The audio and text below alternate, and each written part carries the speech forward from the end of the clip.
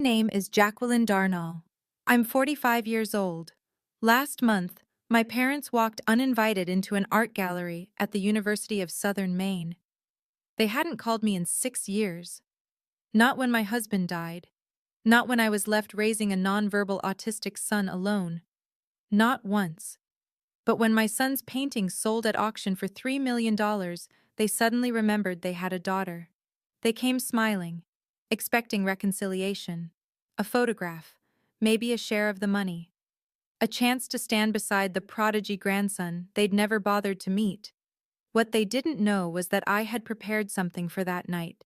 A dedication, a gift, a permanent record of who stood by us and who didn't. And when the curator read those words aloud in front of their colleagues and friends, the silence that followed was louder than anything I could have said. To understand why, we need to go back 7 years. July 16, 2018. I was shelving returns at the Riverton Branch Library where I worked part-time. It was the kind of morning where nothing feels significant. Restocking the biographies, checking in overdue cookbooks, making small talk with Mrs. Chen about her grandson's baseball team. My phone buzzed in my pocket. Chris's name on the screen. I almost didn't answer. He knew I couldn't take personal calls during my shift, but something in the double buzz, urgent, insistent, made me step into the break room. "Jackie, I need you to come home, now." His voice was shaking. Chris never shook. "What's wrong? Is Julian okay?" "Julian's fine. I need you to come home." I found him on the bathroom floor 20 minutes later. The towel pressed against his side was soaked through with something that wasn't water. Maine Medical Center, Room 4C. Green vinyl chairs that squeaked when you shifted your weight. Julian in the hallway, organizing and reorganizing the spare hospital bracelet the nurse had given him, arranging the letters by alphabetical order, then by color of ink. Dr. Patricia Vance didn't waste time on comfort words. "The imaging shows a mass in the pancreas. Given the size and location, we're looking at stage 4 pancreatic cancer. If we'd caught it 6 months ago." She paused, not for effect, because there was no good way to finish that sentence. "At this point, we're looking at palliative options, chemotherapy to extend time, manage pain. But I need you to understand, we're talking about months, not years." Chris squeezed my hand so hard I felt the bones shift. "How many months?" I asked. 6, maybe less. I'm sorry." Julian was 12 years old. He'd already lost his ability to speak to anyone outside our immediate family. He organized his world by color and texture and routine because that was the only way he could make sense of it. And now I had to figure out how to tell him his father was dying. I didn't have an answer for that. I'm not sure I ever did. The billing coordinator caught us in the hallway on our way out. "We can set up a payment plan, but the first infusion requires $4,200 up front. Insurance covers 80%, but your out-of-pocket for the initial treatment is due by Friday." Chris was a high school history teacher. Base salary, $51,000 a year. I made $28,000 part-time at the library. We had $3,847 in our checking account. I called my parents that night. It was the first time I'd asked them for money in 15 years, since right after college, when I'd needed help with a security deposit. They'd sent a check then, with a note. "This is the last time. We raised you to be self-sufficient." My father answered on the 4th ring. I could hear CNN in the background. "Dad, it's me. He's sick. Really sick. Cancer. We need help with the medical bills." Silence. Then, "Jacqueline, your mother and I are in a critical phase right now. This is the year my manuscript goes to press. I'm on sabbatical, and every moment counts. Surely Chris's parents can help." "They live on a mail carrier's pension, Dad. They barely—" "Then this is an opportunity for you to demonstrate the resilience and independence we worked so hard to instill. You're a capable woman. You'll figure it out." He hung up before I could tell him Chris's parents lived on $43,000 a year. Before I could tell him we'd maxed out our credit card on the first ER visit. Before I could tell him I was terrified. It was 11:34 p.m. Chris was downstairs vomiting from the first round of chemo. Julian was asleep in the next room, his collection of seashells organized by gradient on the shelf above his bed. And my father had just told me I was on my own. Chris went back to work on September 4th. If I stop being a teacher, I'm just a dying man, he told me. I need to be more than that for Julian. He taught 4 classes at Deering High School, 89 students total. American history, AP government, 2 sections of world cultures. None of them knew their teacher was on borrowed time. He wrote lesson plans from the hospital bed during infusion days, graded essays while the anti-nausea meds kicked in. By October, he couldn't stand for full periods. He brought a stool to the front of the classroom, taught sitting down, made jokes about getting old. By November, he couldn't drive himself. I took morning shifts at the library, picked him up at 2:30, brought him home to sleep for 3 hours before Julian got off the bus. The school didn't know what they'd do when he couldn't come back. Neither did we. Julian was 12, autistic level 2, which meant he needed significant support.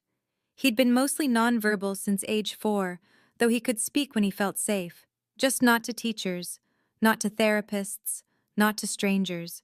He didn't ask about the hospital visits, didn't ask why Dad slept so much, but he knew. I found him in the kitchen one morning in November, organizing Chris's pill bottles on the counter. 47 bottles, prescriptions for pain, nausea, anxiety, supplements the oncologist said might help. Julian had arranged them by color, darkest to lightest. "Julian, what are you doing?" He didn't look up. "Dad's colors are changing. They used to be blue-green, now they're gray-brown." Julian saw emotions as colors. I'd learned that from his art therapist years ago. He experienced the world through a sensory lens most people couldn't comprehend. Sounds had textures, emotions had hues, and somehow he could track the progression of his father's illness through a spectrum only he could see. The art therapist said Julian was processing grief the only way he knew how. I wondered if he understood his father was dying. I wondered if, in some ways, he understood it better than I did. December 28th. Chris had been strong enough that morning to suggest a walk, just the 3 of us, down to the Eastern Promenade. It was 19 degrees, the kind of cold that burns your lungs. Julian bundled up in his blue parka, the one with the hood he could pull down over his ears when the wind got too loud. Chris moved slowly, one hand on my arm for balance, the other reaching for Julian's hand. We watched the sunset at 4:47 p.m., orange and pink bleeding into purple over Casco Bay. Chris crouched down. It took him a full minute to lower himself to Julian's height, and looked at our son. "Julian, when I'm gone, I need you to take care of your colors. Don't let anyone tell you they're wrong. Don't let anyone make you feel like the way you see the world is broken. It's not broken. It's yours." Julian stared at the horizon, didn't respond, but his hand tightened around Chris's, and he didn't let go the entire walk home. Chris cried on the way back. Julian pretended not to notice, the way he always did when emotions got too loud. But his hand never let go. I think about that walk a lot, the last time the 3 of us were just us. Arthur and Rosemary, Chris's parents, showed up on January 8th without calling first. Rosemary knocked on the door at 11 p.m., carrying 2 casserole dishes and a duffel bag. "We're here, for as long as you need." They set up camp in the living room, Arthur on the couch, Rosemary in the recliner. The hospice nurse came every 2 hours to check vitals, adjust the morphine drip. At 4:32 in the morning on January 9th, 2019, the breathing stopped. Julian was asleep in the next room. I was sitting on the edge of the bed, holding Chris's left hand. Arthur held his right. Rosemary stood at the foot of the bed with her hand on my shoulder. My parents hadn't called in 3 months, but my in-laws were the ones holding my hands when my husband stopped breathing. The funeral was scheduled for January 14th. Arthur and Rosemary offered their house immediately. You can't stay here, Rosemary said, looking around our rental, the two-bedroom apartment we'd been in for 6 years, the place where everything smelled like medical equipment and grief. Come stay with us. We'll figure out the rest later. I almost said yes. But their house was small, just 2 bedrooms, and I needed my parents. I needed the people who'd raised me to show up and tell me I wasn't alone. So I sent the email. Subject: housing request. Mom and Dad, Chris is gone. Julian and I need family right now. Can we stay with you for 6 months while I figure things out? I know it's a lot to ask, but I don't know where else to turn. I sent it at 11:34 p.m. on January 11th. The read receipt came back at 7:02 a.m. on January 12th. The response came at 9:15 a.m. from my father. Subject line: housing request. I still have it, printed out, in a folder in my desk drawer. Sometimes I take it out just to remind myself I didn't imagine it. Dear Jacqueline, your mother and I have discussed your situation at length. While we certainly sympathize with your loss, we believe this moment presents an opportunity for you to demonstrate the resilience and independence we work to instill in you throughout your upbringing. As you know, I am on sabbatical this year to complete my manuscript, which is under contract with the press. Your mother is in the midst of curating a major exhibition at the museum. These are commitments we cannot defer. Additionally, we have made a significant financial investment in your brother Andrew's startup venture. Our resources are committed for the foreseeable future. We believe Arthur and Rosemary, as Chris's parents, are better positioned to provide the immediate support you require. This is, after all, their loss as well. We trust you will navigate this challenge with the strength of character we have always seen in you. E. Ashford, Ph.D. C.C. Constance Ashford. 247 words, signed with his credentials. Not Dad, not Love, not even Sincerely, just his title. There was no acknowledgement of Julian, no mention of their grandson who'd just lost his father. No, we're sorry, or we wish we could help. Just a professionally worded rejection, copied to my mother, who apparently didn't have anything to add. I read it 3 times. Then I called Arthur. "We're on our way," he said, before I'd even explained. They arrived 2 hours later. Arthur carried boxes from his truck, extra linens, a space heater for the spare bedroom. Rosemary started packing up our kitchen. "Your family," Arthur said when I tried to thank him. "Family doesn't turn away family." Their house was at 67 Bayview Terrace, 980 square feet, built in 1953, 2 bedrooms, 1 bathroom, a kitchen the size of a closet. They'd paid off the mortgage in 2004 after 40 years of payments. They gave us the master bedroom, moved themselves into the sunroom, a converted porch with windows that rattled in the wind and heat that barely worked. They were living on $43,000 a year, Arthur's mail carrier pension and Rosemary's income from selling handmade quilts on Etsy. I was bringing medical debt and a grieving autistic child who had meltdowns when his routine changed. They never hesitated, not once. Julian had a meltdown every other day for the first month. New house, new sounds, new smells. The neighbor's dog barked at 6:15 a.m. every morning, and Julian couldn't handle the unpredictability. He'd cover his ears and rock in the corner of the bedroom until the barking stopped. Arthur built him a shelf unit, 8 color-coded bins for Julian's collections. Seashells in the blue bin, smooth stones in the gray, bottle caps organized by size in the green. Rosemary created a sensory corner in the living room. Weighted blanket, noise-canceling headphones, a basket of fidget toys she'd ordered with her Etsy money. "Julian needs predictability," Rosemary explained to me one morning, setting up the breakfast routine. "If we keep breakfast at 7:15 every morning and his seashells on this shelf, he'll adjust." By March, the meltdowns were down to twice a week.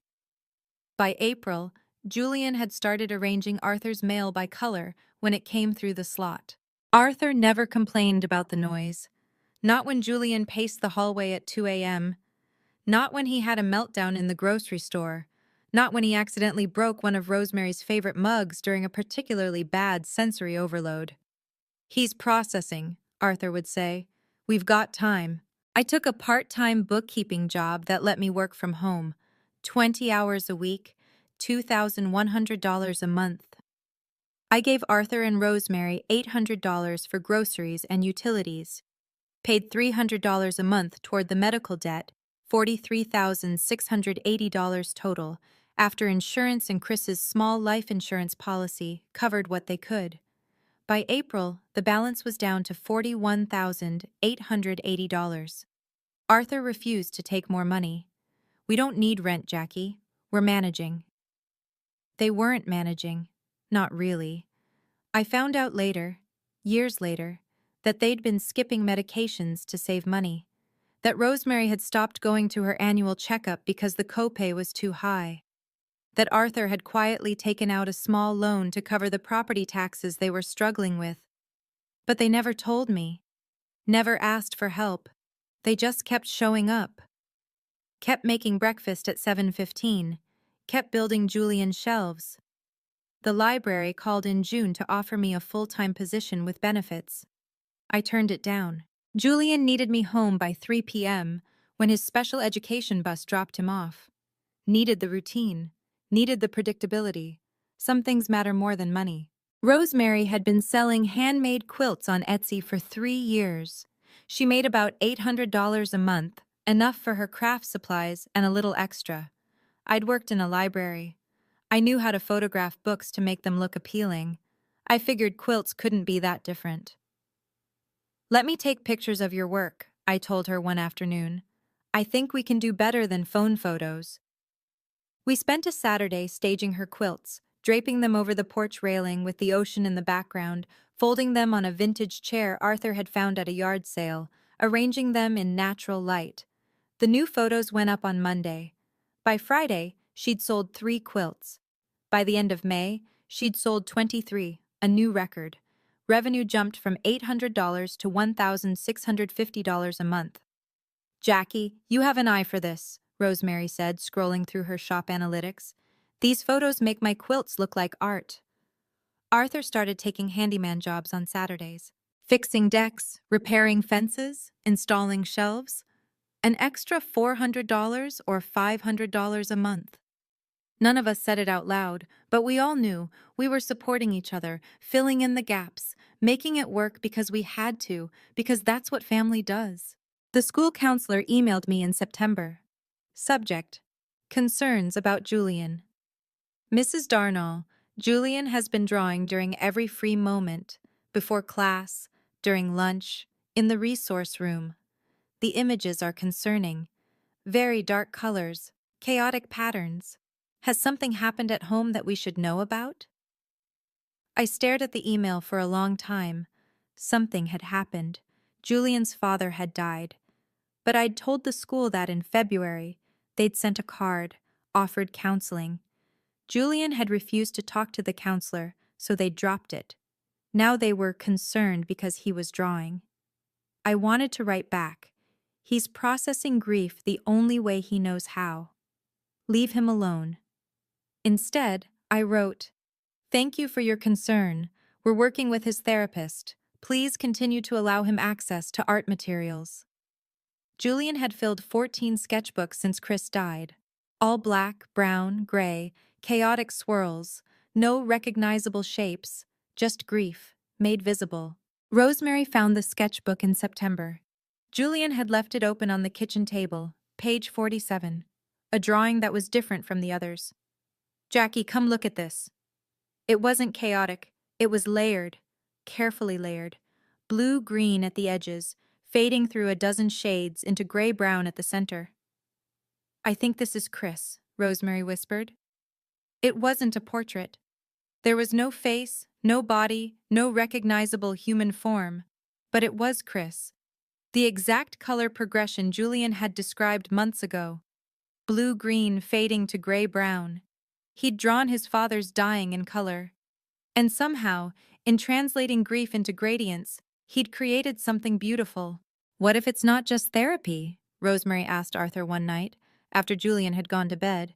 What if he's actually talented?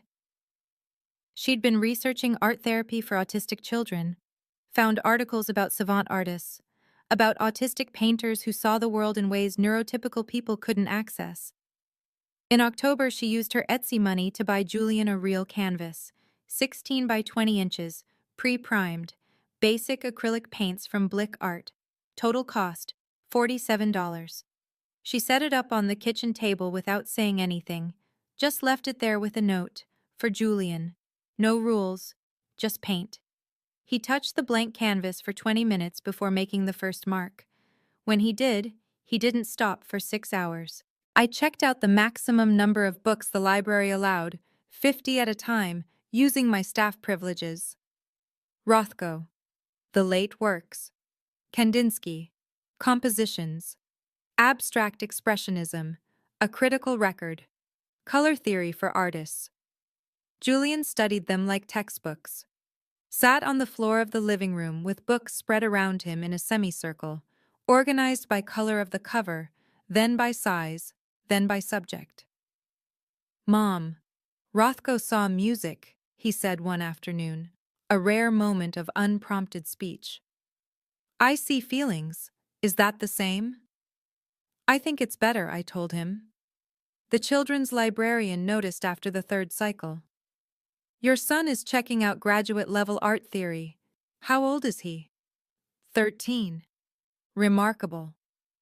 Every 3 weeks, I'd return 50 books and check out 50 more. Julian absorbed them.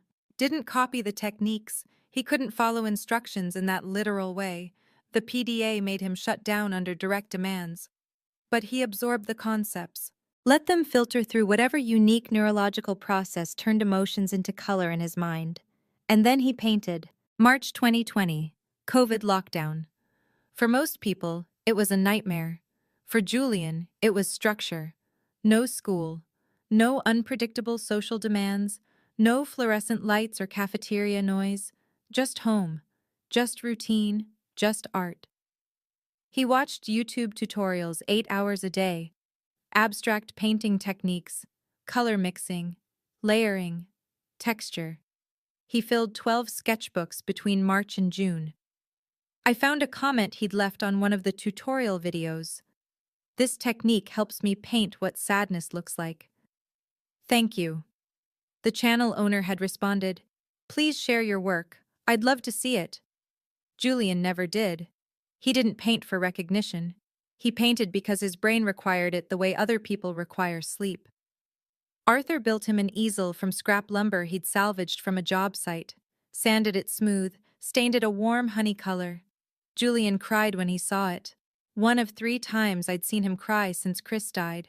He didn't say thank you. He rarely used those exact words.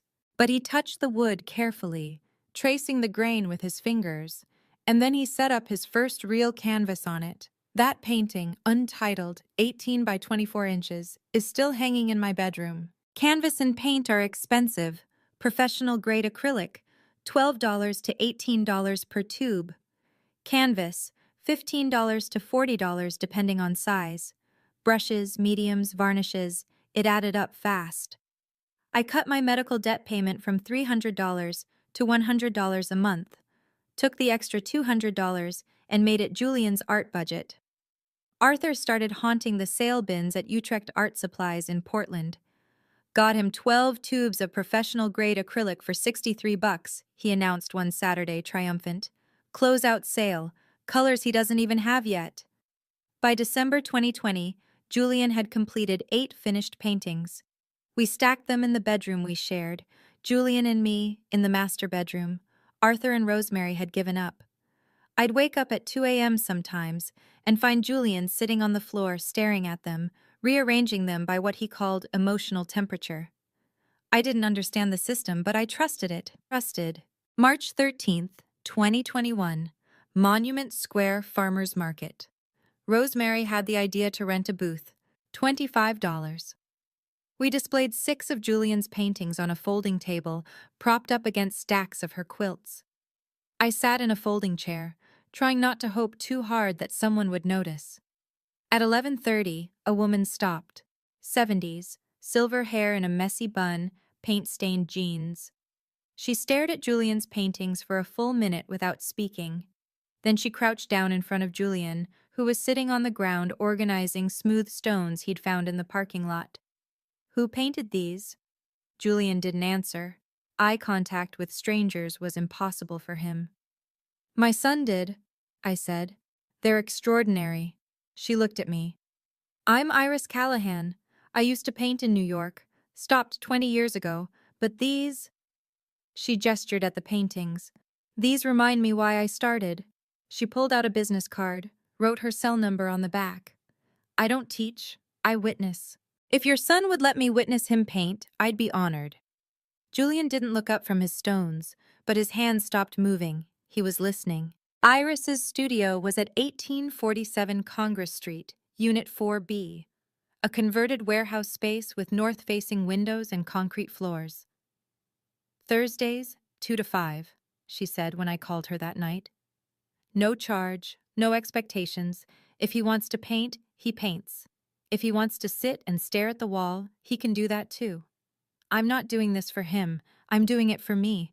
Your son reminded me what art is supposed to feel like." Arthur drove Julian every Thursday.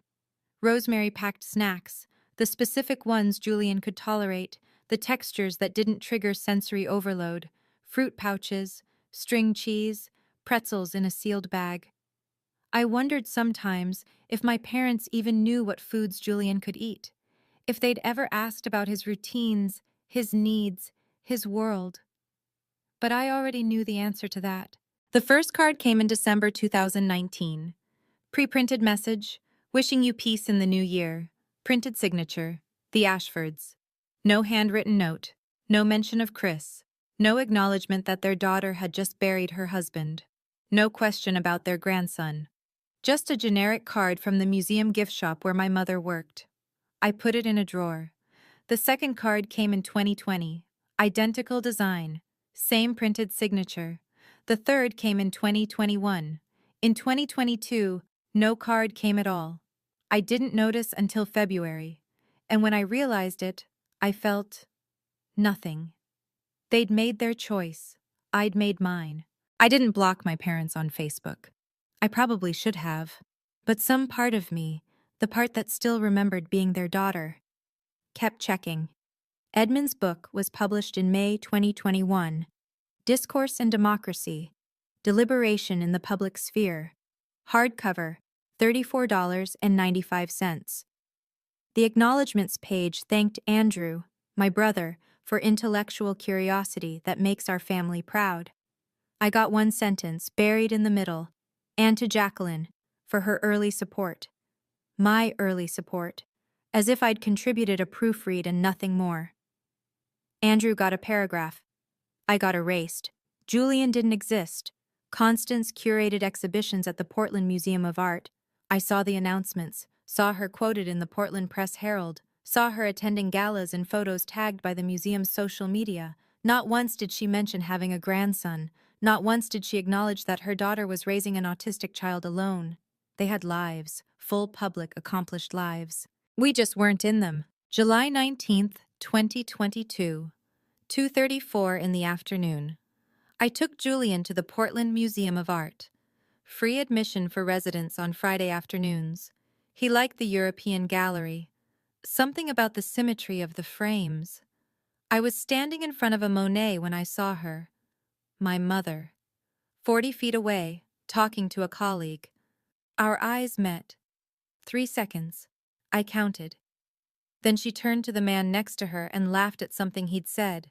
Didn't wave, didn't nod, didn't acknowledge me at all. I stood there holding Julian's hand.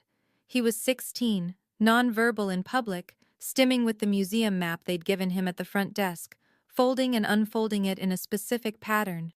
She never looked back. November 2022. Julian's first group show. Space Gallery in Portland. A small contemporary art space that featured emerging artists. Julian's painting, Gradient Number 7, sold for $350. Arthur and Rosemary framed the check, not because we needed the money, because someone had believed in their grandson enough to pay for his work. I drafted a text to my parents. Your grandson is in a real gallery. Thought you'd want to know. I deleted it. May 2023. Meridian Gallery in Boston offered Julian representation. 3-year contract. The gallery owner, Diane Hu, had one condition. Julian can refuse any commission, any deadline, any demand. If this is going to work, we need to respect his process. She understood the PDA before I'd even explained it. September 2024. New England Emerging Artist Prize. $15,000. Julian didn't attend the ceremony at the Boston ICA. 340 people, speeches, applause. It would have been sensory hell. Arthur and Rosemary accepted the award on his behalf. The local news covered it. Portland Press Herald, Portland Monthly. My parents' friends must have seen it. They never called. 5 years. Not one phone call, not one visit, not one, "How is Julian doing?" Just silence. And I realized I didn't need them to care anymore. I'd stopped waiting. Diane Hu had been running Meridian Gallery for 30 years. She'd represented artists who'd gone on to major museums, whose work sold for 6 figures. When she first saw Julian's paintings, the ones Iris had quietly submitted without telling us, she called me directly. "I need to meet him." "He doesn't do meetings," I said. "He has pathological demand avoidance. If he feels pressured, then I won't pressure him. I'll come to him." She drove to Portland in May 2023. Met Julian in Iris's studio. Didn't ask him to explain his work. Didn't ask him to perform or prove anything. Just looked at the paintings for 20 minutes in silence. Then she turned to me. "I've been doing this for 30 years. I've never seen color depth like this from anyone, let alone a 17-year-old. I'd like to represent him." The contract had one clause that mattered more than all the others combined. The artist reserves the right to refuse any commission, deadline, or exhibition requirement without penalty. Diane understood. Some artists need deadlines to create. Julian needed freedom. Iris submitted Julian's portfolio to the New England Emerging Artist Prize in June 2024. She didn't tell him. Didn't tell me. "If he knows there's a deadline, he'll shut down," she explained later. So I just did it quietly. The notification came in September. Julian Bennett had won $15,000. Recognition from the Boston Institute of Contemporary Art. The award ceremony was September 21st. 340 attendees, speeches, press. Julian stayed home. "I can't," he said simply. "Too many people, too much noise. You go. Tell me what color the room is after." Arthur and Rosemary went, wore their best clothes. Arthur in a suit jacket he'd owned for 30 years, Rosemary in a dress she'd made herself. When the presenter announced Julian's name, they stood together to accept.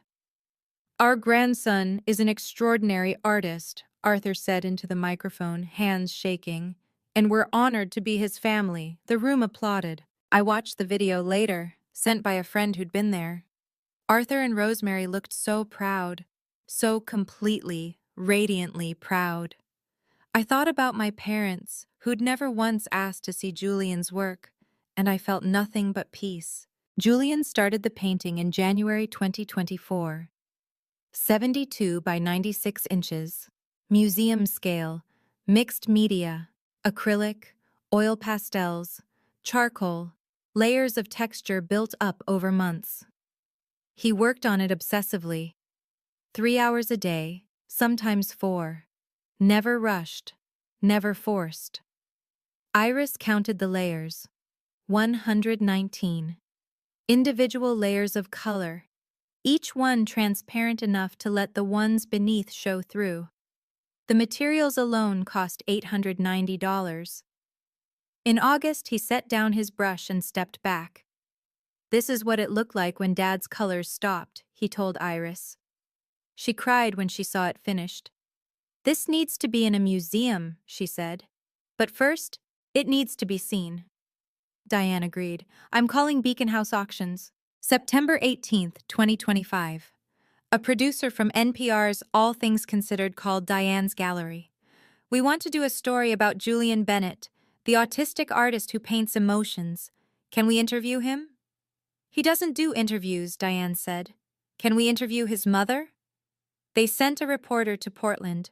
We sat in Iris's studio for 90 minutes. I told her about Chris, about Julian, about the colors. The segment aired on a Thursday, 7 minutes, 2.1 million listeners. By Friday morning, Diane called. Beacon House Auctions wants the painting. They're talking 6 figures. The estimate came back a week later, $180,000 to $220,000.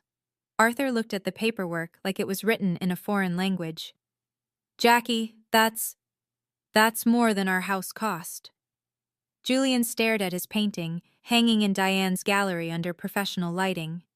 It means Dad's goodbye is worth something, he said quietly.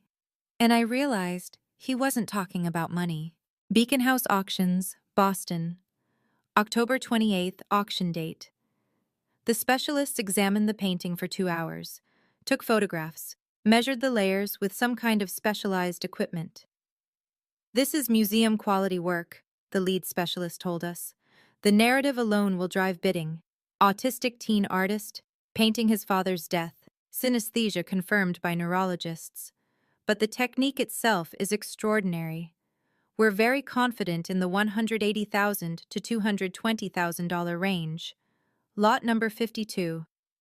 Contemporary Art Evening Sale. I signed the consignment paperwork. Arthur squeezed my shoulder. Jackie, even at the low estimate, that's life-changing money. I thought about the medical debt, about the cottage Arthur and Rosemary had given us, about the 6 years of showing up every single day without hesitation. Yes, I said. It is. I already knew exactly what I was going to do with it. 6 a.m. October 28th. Julian refused to get out of bed. I can't go. Too many people. Too much noise. You go. Tell me what color the room is after. I'd expected this. PDA plus a room full of 300 strangers? Impossible. Iris will stay with you, I said. We'll FaceTime you when it's over. Arthur wore the same suit jacket from the prize ceremony. Rosemary wore a navy dress with a pearl necklace, real pearls, from her mother, the only valuable thing she owned. We left at noon for the 3-hour drive to Boston. Beacon House Auctions, 156 Newberry Street. The auction started at 7 p.m. Julian's lot was scheduled for 8:20. I was so anxious I couldn't eat. Rosemary held my hand in the car. Whatever happens, we're proud of him, of you. This is already a miracle. I thought about the email from my father. Demonstrate resilience. I thought about the museum encounter. My mother turning away. And I thought, you have no idea what's coming. 340 registered bidders, some in person, seated in rows of chairs, others on phone lines, others bidding online through the platform. We had seats in the 3rd row. I could see the painting on stage, lit by an 800-watt spotlight, the layers of color glowing. At 8:17, 3 minutes early, the auctioneer stepped up to the podium. Ladies and gentlemen, lot number 52, What Goodbye Looks Like by Julian Bennett, mixed media on canvas, 72 by 96 inches, executed 2024.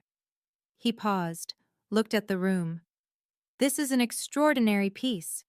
Many of you have read about the artist, a 19-year-old with autism and synesthesia, painting the colors of his father's death. But I encourage you to look past the story and see the work itself. 119 layers. Museum-quality technique. This is a painting that will be studied for decades. The opening was supposed to be 30 seconds. He talked for 3 minutes. The room was completely silent. We'll open at $150,000. A paddle went up immediately. Front row. 150. Do I hear 170? Yes. 170. 190. The bids climbed fast. 200. 220. 250. At 300,000 I stopped breathing. 300. 350. 400. Arthur grabbed my hand. Jackie, this is 450, $500,000. The room erupted in murmurs. The auctioneer didn't pause. Do I hear 550? Yes. Phone bidder 23, 550,000. Online bidder 650,000. I thought the estimate was insane. I thought $180,000 was impossible money. We blew past it in 47 seconds. 800, 900, $1 million to the phone bidder. Rosemary was crying. At 1.2 million, there were only two bidders left. Phone bidder 23. Online bidder UA019. The auctioneer slowed down. Let the tension build. 2 million. Do I hear 2-1? Yes. 2.1 million. 2.2. Every bid was another 100,000. 2.5 million. Arthur's hand was shaking in mine. 2.8 million. The online bidder raised to 2.8. The room held its breath. 6 seconds passed. $3 million. Phone bidder 23. Final bid. The auctioneer waited. $3 million, going once. The online bidder's cursor didn't move. Going twice? Still nothing. Sold to phone bidder number 23 for $3 million. The hammer came down at 8:26:34 p.m. The room exploded. Standing ovation, applause, camera flashes. I collapsed into Rosemary's arms. Arthur was shaking so hard he couldn't stand. My phone buzzed at 8:29, Mom calling. I stepped outside onto Newberry Street. Traffic, car horns, the sound of the city. Jacqueline, we just saw the news. We had no idea Julian was... We didn't know he was so talented. We'd love to see you, and him. Can we meet? Her voice was shaking. I looked through the window. Arthur and Rosemary were being photographed with Diane and the auction staff. The people who'd raised this artist. The people who'd shown up, not her. I'll think about it, Mom. I hung up. I didn't call back. November 2nd. Janet Moreau's office in Portland. She walked us through the breakdown. Auction house commission is 25% of the hammer price. That's $750,000. Federal capital gains tax. You'll qualify for the lower rate since Julian's income has been minimal in previous years. That's 15%, approximately $337,000. Maine state tax, 7.15%, approximately $161,000. Total after fees and taxes, $1,752,000. She slid a planning worksheet across the desk. That's life-changing money. What are your priorities? I already knew. First priority, the medical debt. $8,200 remaining balance. 6 years of $100 a month payments. Chipping away at what Chris's death had cost. Paid in full. November 3rd. Second priority, something I'd discovered by accident. Arthur and Rosemary's mortgage. They'd told me it was paid off in 2004. That was true. But they'd taken out a home equity loan in 2019, $23,400, to cover property taxes and emergency repairs they couldn't afford. They'd been paying it quietly for 6 years. Never mentioned it. Never asked for help. I paid it off without asking permission. The bank sent the confirmation letter to their address. Congratulations, your loan account number 4721-8839 is now paid in full. Arthur called me, crying. Jackie, you didn't have to... Yes, I did. You gave us a home. I'm giving you freedom. I called a realtor on November 5th. I'm looking for a house, coastal Maine, 3 bedrooms minimum, separate studio building. Budget, up to $750,000. She found it in 2 days. 89 Bayview Terrace, 0.3 miles from number 67, the cottage where we'd rebuilt our lives. Craftsman style, 2,100 square feet. 3 bedrooms, 2.5 baths, built in 2018, and a separate 800 square foot studio building with north-facing windows, climate-controlled, 12-foot ceilings, perfect for painting. It's $680,000, the realtor said. I'll take it. Cash offer. Close as soon as possible. The offer was accepted November 10th. I didn't tell Arthur and Rosemary, not yet. I met with a lawyer on November 11th. I want to establish a scholarship fund, $500,000 initial funding, $25,000 scholarships for autistic students pursuing art, 20 kids per year, in perpetuity. He drew up the paperwork. The Eugene and Dorothy Darnall Foundation for Autism Arts, incorporated November 12th. 501, C3, status pending. Board of Directors, Arthur, Chair, Rosemary, Secretary, me, Treasurer, Iris, Advisor. First scholarships available fall 2026. The foundation would outlive all of us, would give opportunities to kids like Julian for generations, and Arthur and Rosemary's names would be on it forever. Not my parents' names. Not the people who'd built careers on appearing charitable while abandoning their own family. The people who actually showed up. November 15th. Julian had been spending extra hours at Iris's studio, working on something he wouldn't show anyone. This one isn't for selling, he told me. This one is for saying thank you. He wouldn't let me see it, wouldn't let Iris photograph it, just worked in privacy for 6 weeks. On November 20th, Iris texted, "You need to see this. Today. Now." I drove to the studio. Julian was standing in front of his easel, hands covered in paint. The painting was 48 by 60 inches. It wasn't a portrait in any traditional sense. No faces, no bodies, no photographic representation. Just two forms, abstract, overlapping, built from layers of color and texture. Warm browns, soft golds, steady blues, colors that felt like safety, like home. "I don't paint what people look like," Julian explained. "I paint what people feel like. Grandpa and Grandma feel like home." I started crying before he finished the sentence. It was the most beautiful thing I'd ever seen. Not because of technical skill, though the skill was there, because my son had painted love itself, and he'd painted it for the people who'd earned it. The next day, Dr. Sarah Westbrook from the University of Southern Maine called Diane's gallery. "I saw photos of the portrait. We're launching a new permanent exhibition, Maine Families, Portraits of Care. We'd be honored to acquire this piece as the centerpiece." "It's not for sale," Diane said. "We're not buying, we're asking for donation, full tax deduction, permanent display, the artist's choice." I asked Julian that night, "Can they have it? The painting of Grandpa and Grandma?" He thought for a long time, then nodded. "But the plaque has to say, 'Thank you for being my family.'" Dr. Westbrook agreed immediately. December 14th, 2025, 6 p.m., Maine Families, Portraits of Care opening reception, USM Art Gallery, Gorham Campus. 200 invitations sent. Local press, Maine arts community, education community, academic community. Standard practice. Invite notable figures in the area. My parents' names were on the list. Dr. Westbrook called to confirm.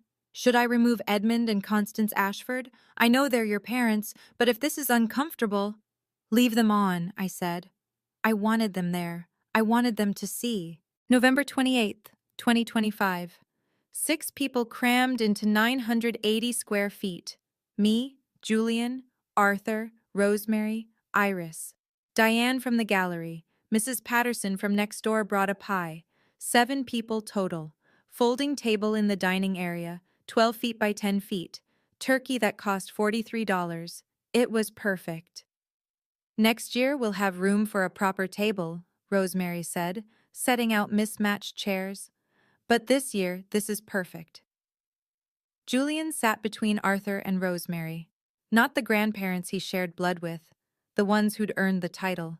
My phone buzzed throughout the day, 9:14 a.m. "Happy Thanksgiving, Jacqueline. Would love to see you." 2:47 p.m. "Please call me." 6:33 p.m. "We made a mistake." 8 texts total, all from my mother, all unread. The last one came at 9:18 p.m. "Your father wants to apologize. Please, give us a chance." I turned my phone off. Arthur noticed, didn't say anything, just squeezed my hand across the table. December 1st, 9 a.m. Arthur, Rosemary, come take a walk with me. We haven't had breakfast yet, Arthur said, confused. Humor me. We walked down Bayview Terrace, .3 miles, temperature 34 degrees, light snow falling. We stopped in front of 89 Bayview. A realtor was waiting on the porch, Jennifer Chen, holding a folder and a set of keys. What's going on? Rosemary asked. Jennifer smiled. Mr. and Mrs. Darnell, welcome to your new home. She handed the keys to Arthur. I don't understand, he said. The house is yours, I said. Paid in full. Deed in your names. This is your home. Rosemary's legs gave out. She sat down on the porch steps, hands over her face. Arthur stared at the keys like they might disappear. Jackie, we can't. This is too much. You gave us a bedroom when you barely had room for yourselves. You gave us 6 years. This isn't too much, this is long overdue. The house was empty. Hardwood floors, updated kitchen, master suite with a walk-in closet and ensuite bathroom. A bedroom for Julian, a guest room, and the studio. 800 square feet, 12-foot ceilings, north-facing windows 8 feet wide, climate control for the paintings, temperature and humidity regulated. Above the studio, a small apartment, 400 square feet, for when Julian needed his own space. Rosemary walked into the studio and broke down completely. We gave you a spare bedroom, she sobbed. You gave us a palace. You gave us a home, I said. This is just a building.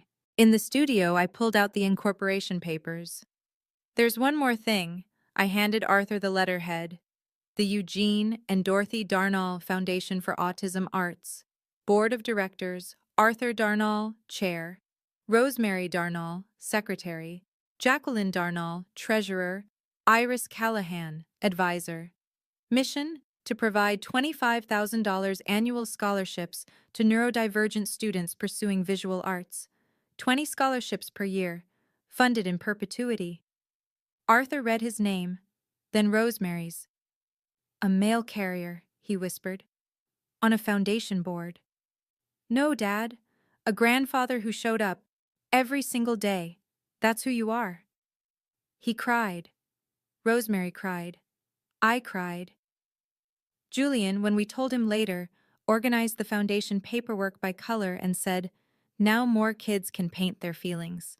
That's all he needed to say. University of Southern Maine Art Gallery, Gorham Campus. We arrived at 5:50 p.m. The reception started at 6. Julian stayed home with Iris. 200 people, Mom. That's 200 different noise colors. I'll watch the photos after. I understood. We walked in. Me, Arthur, Rosemary, Diane. My parents were already there. Front row seats. 6:12 p.m. Dr. Westbrook stood in front of the curtain. Tonight we unveil the centerpiece of Maine families, Portraits of Care. This exhibition celebrates the families who show up, who sacrifice, who love without condition. The curtain dropped. The portrait glowed under professional lighting, warm browns, soft golds, steady blues, and below it, a brass plaque, 4 inches by 8 inches. Dr. Westbrook read it aloud. Love in Abstract Form, Portrait of Eugene and Dorothy Darnall, by Julian Bennett, 2025. Thank you for being my family when I needed one most. The room was silent. Then applause, long, sustained applause. I watched my mother's face drain of color.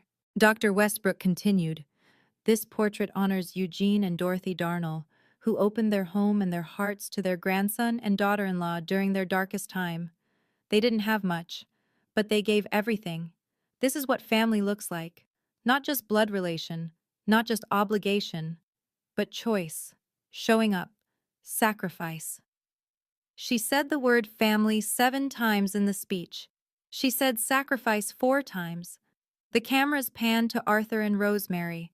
Arthur in his 30-year-old suit jacket, Rosemary in her handmade dress. My father's colleague, a professor from Bowdoin, leaned over and whispered something to him. Edmund's jaw tightened. At 6:25, Dr. Westbrook made an additional announcement.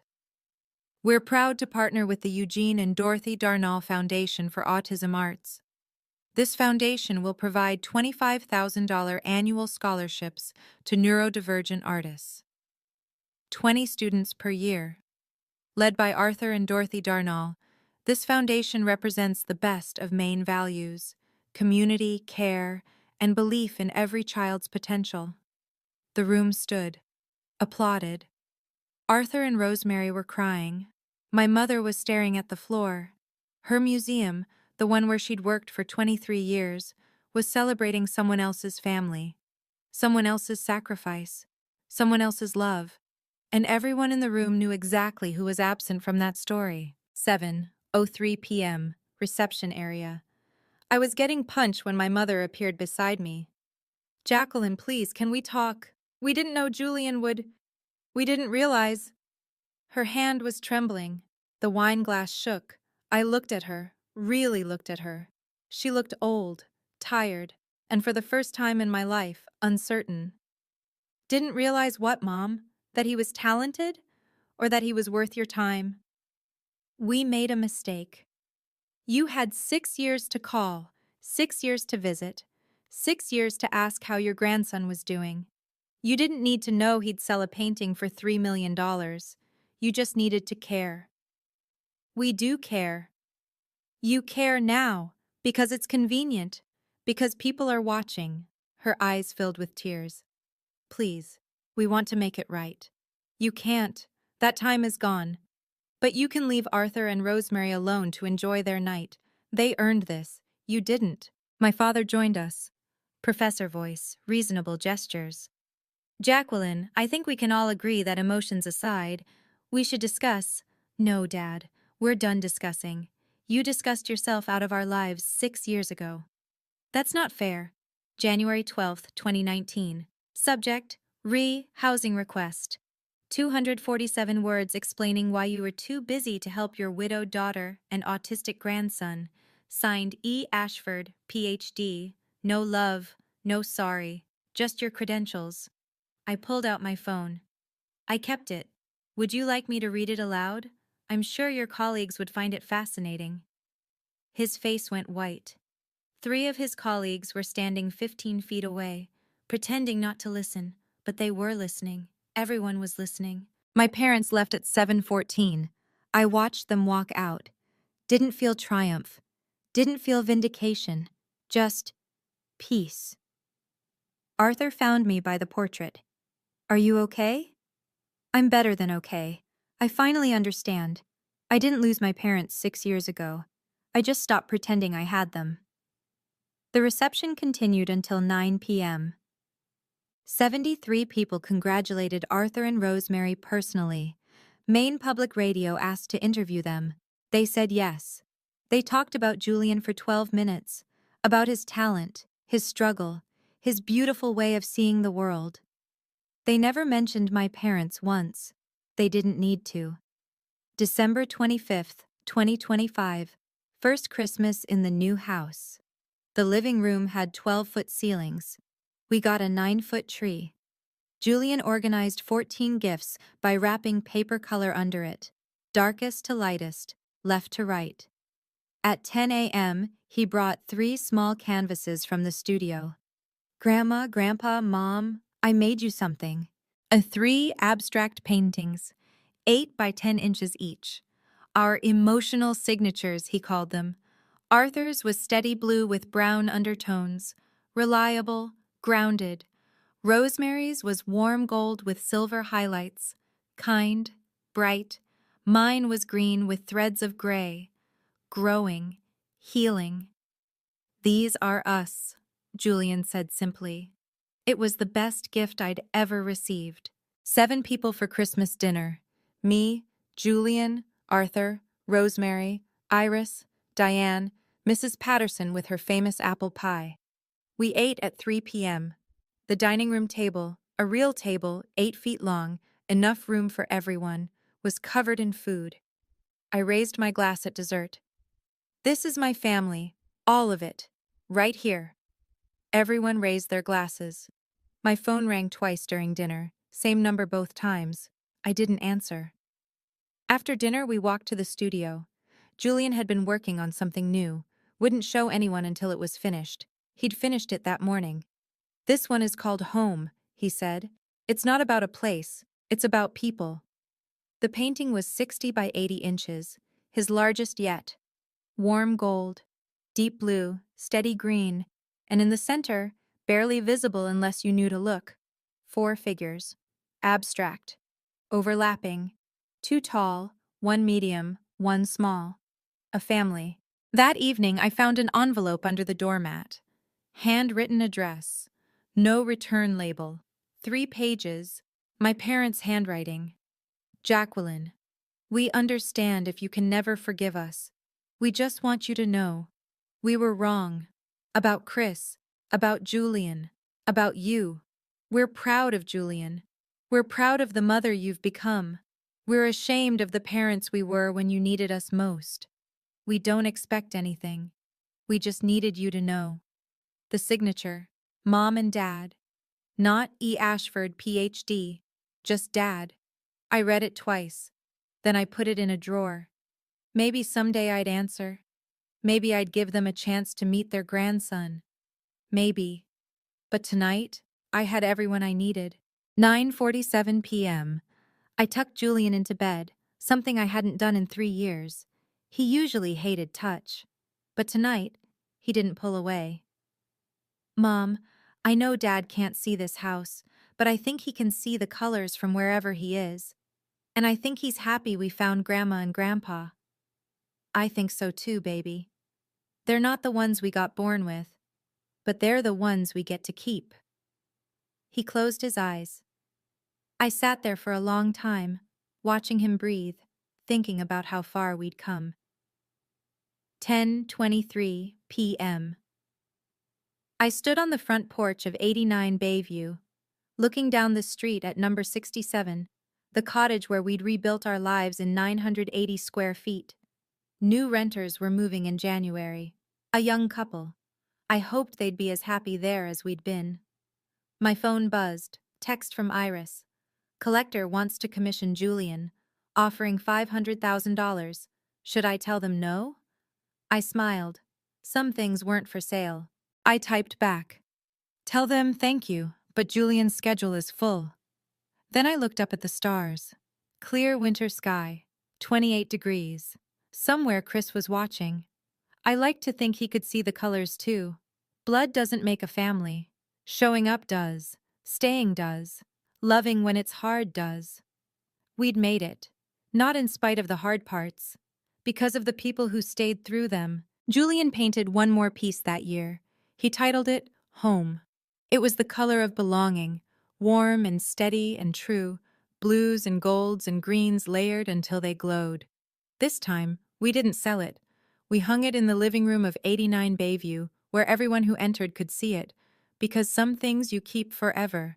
Not because they're worth money, but because they're worth everything. If this story touched you, leave a comment sharing about someone who showed up for you when your own family didn't. Sometimes the family we choose is the family that saves us.